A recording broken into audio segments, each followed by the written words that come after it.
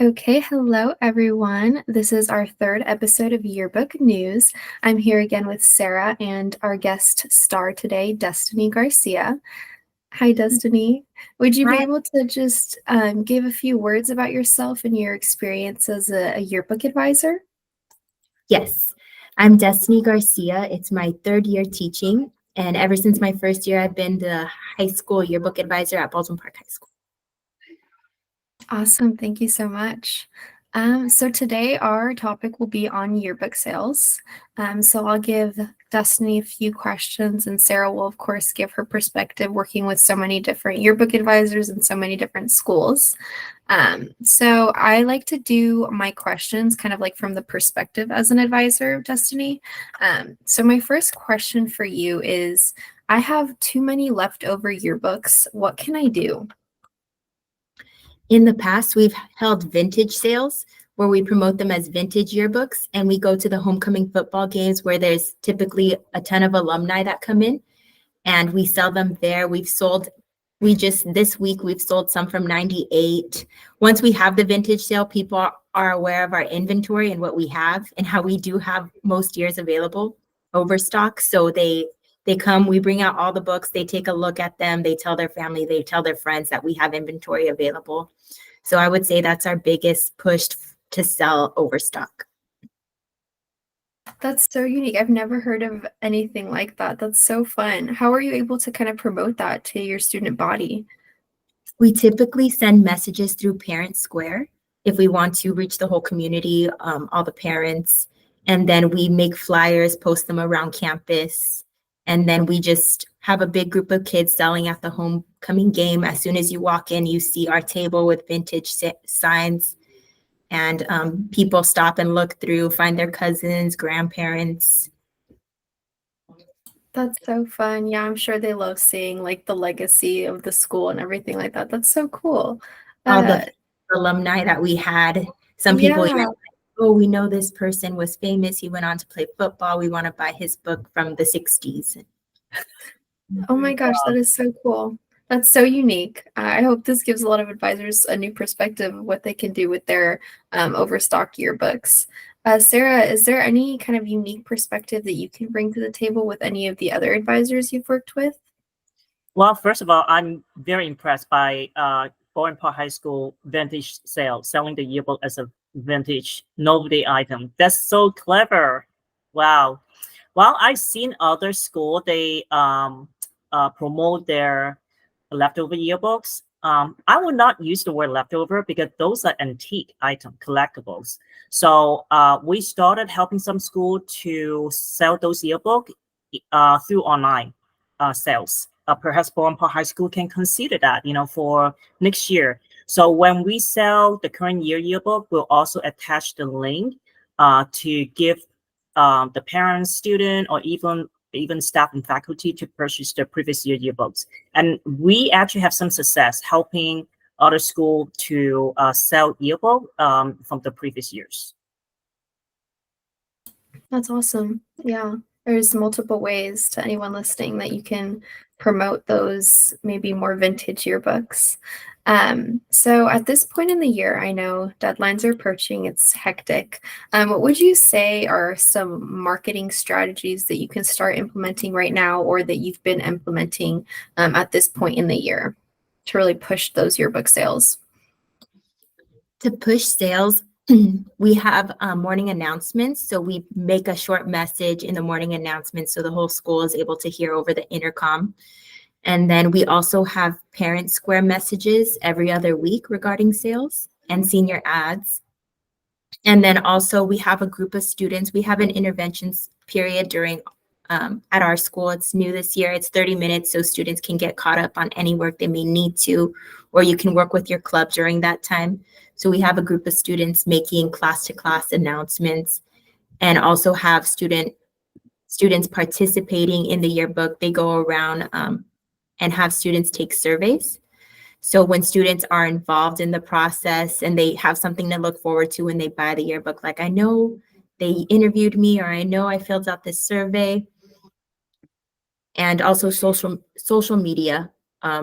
We have a great group of influencers this year in our group where they promote through social media, TikTok and Instagram. Oh, I'd love to hear more about your little influencers. Do they do do they have you have like a certain group, and do they do like trends with the entire class? Do they go out and like get other people in the TikToks or Instagram posts as well? I'd love to hear more about that. Well, we have one social media girl who's the head, and she knows a lot about social media. She actually runs her own business through social media.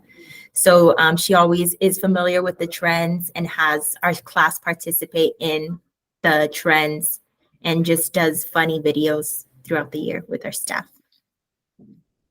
I love that. Yeah.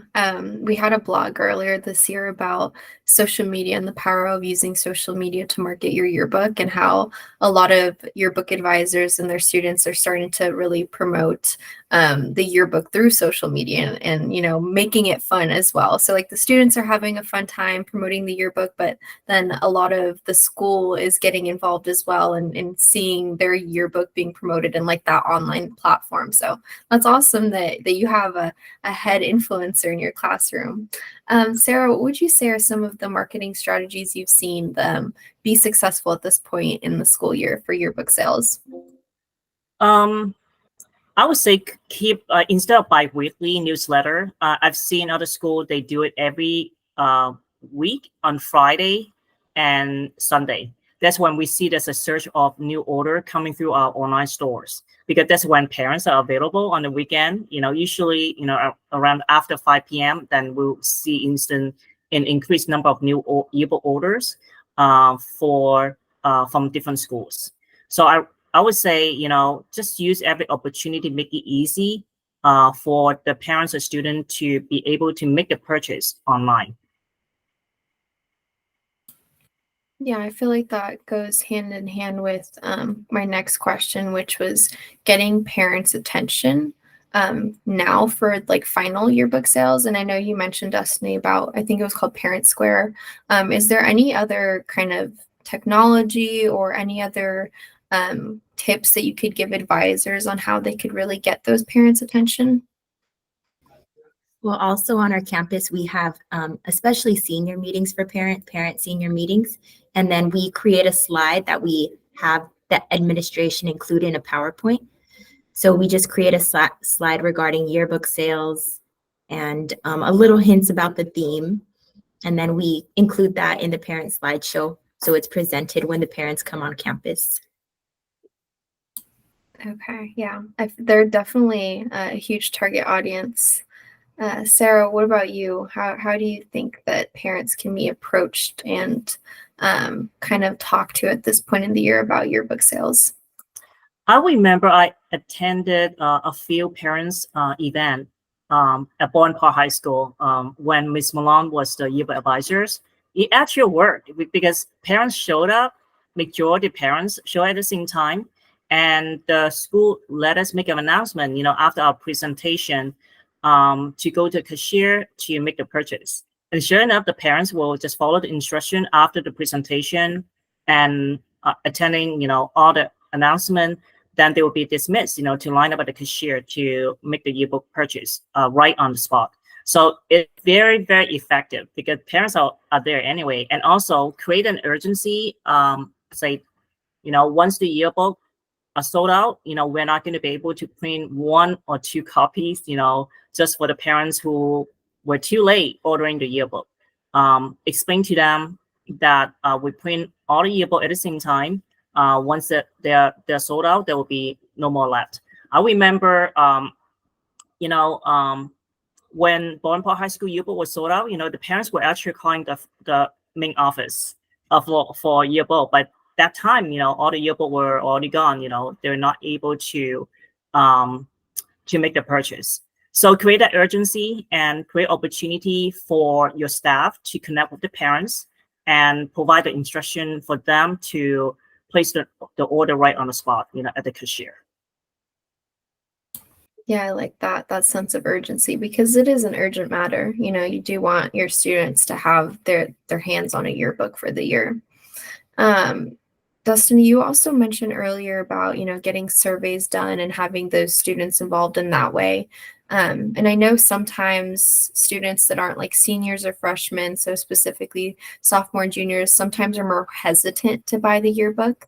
What would you kind of give like a piece of advice to those yearbook advisors who are struggling with those grade levels and really getting them to purchase yearbooks and wanting and feeling like they're left out if they don't purchase a yearbook? Just include them, make sure they're aware that they're being included in their yearbook, take their photo. I know one year we had a cover with everyone's photo, and we were sure to especially get those who purchased a yearbook early. We have a list of who purchased a yearbook, and we made sure to get their photo and made sure they knew that it would be used for the yearbook as well. So just getting them involved. And the freshmen, it's nice to have a group of freshmen who are excited and had never had a yearbook as big as, like, middle school ones are so tiny, just a few pages. So when they see this yearbook, they do get really excited that it's so big and there's so many pictures. And just to try to get as many photos as possible. We get club photos. We have a club week where we take photos, and a lot of underclassmen are in clubs. So we were able to let them know we take a professional photo, and then we take some candids and we send them the candids. And the professional one will be used in the yearbook. You can look forward to seeing it. This is how you purchased it as well. Yeah, I love that. Students just want to feel like they belong. They love seeing themselves in the yearbook. So that's great advice. Sarah, what about you? What do you think is a good way to get students' attention? I remember there are like several schools that I work with. They use this, they would create this little note and also create a list of students who have not purchased a yearbook. And on this little notes, they'll write down the number of pages, number of times they actually appear in the yearbook, and personally send a staff to approach them. Hey, you're on this page, but you have not purchased a yearbook.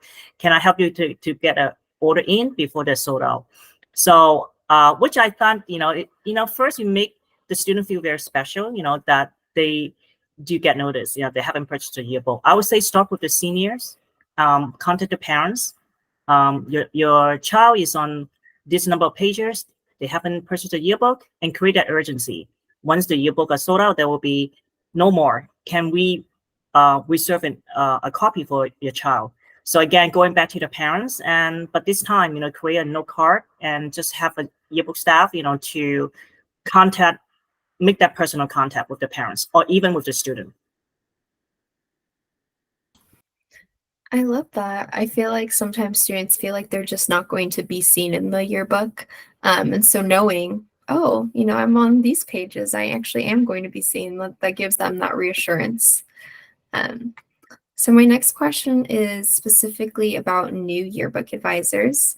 And so I know that being a new yearbook advisor is probably very scary, and they're dealing with something, that's completely new to them.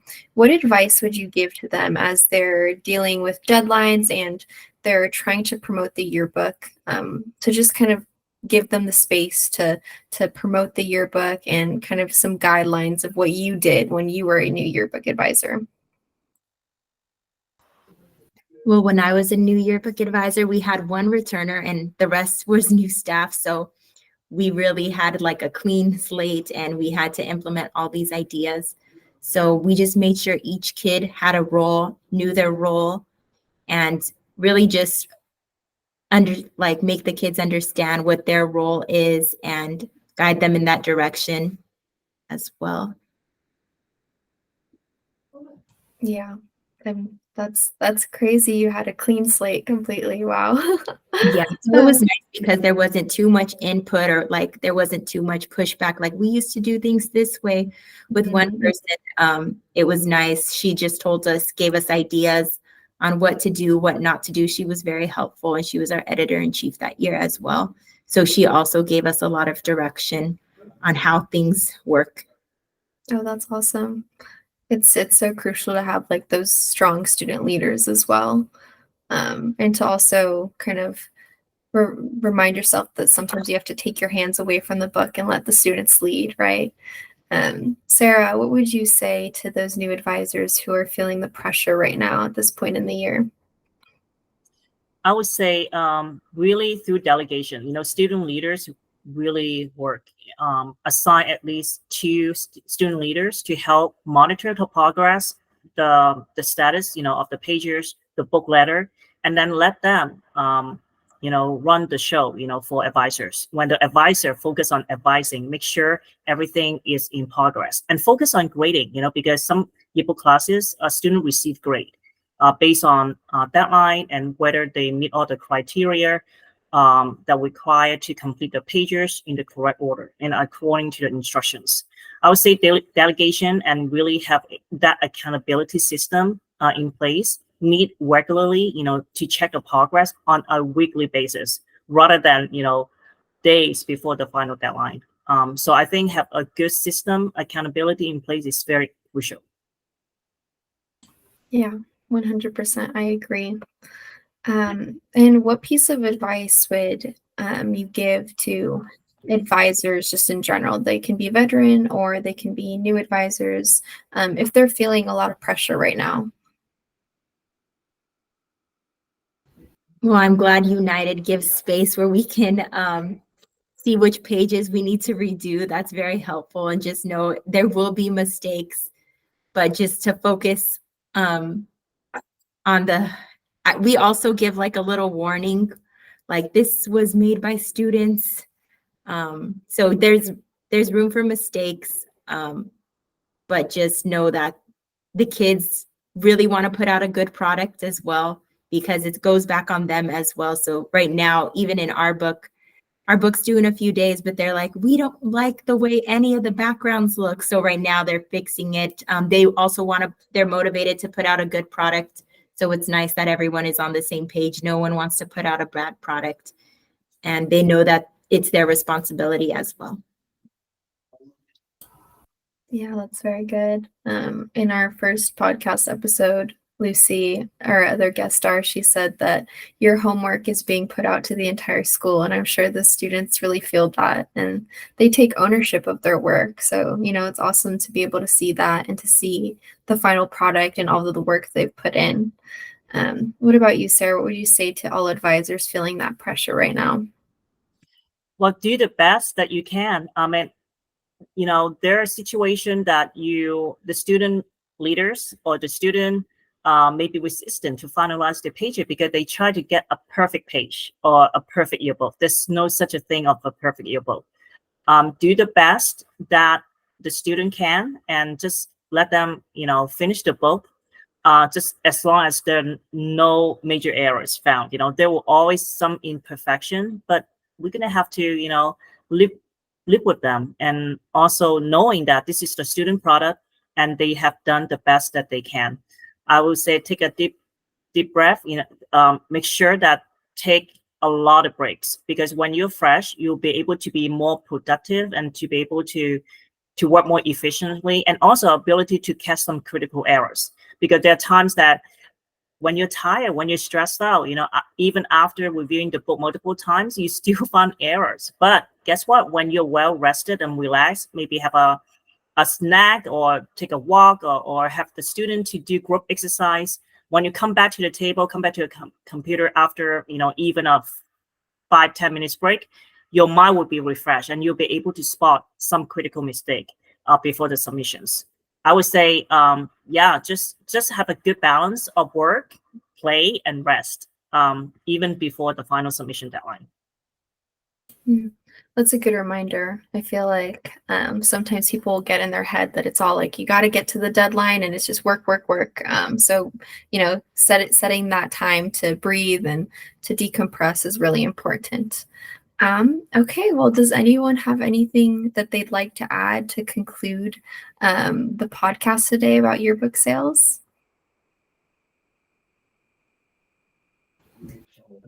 Thank you for having me today. And I'm so thankful for working with United, and they make this process so much easier. And I love all the feedback they provide and all the tutorials that they're able to provide us as staff members and our students as well. Thank you so much, Destiny. We really appreciate you being here with us and making time during your busy, hectic season. Okay, well, that concludes our third episode. Thank you so much, everyone. And if you have any other comments, you can go ahead and leave them below, and we'll get back to you at a later time. Have a great rest of your day.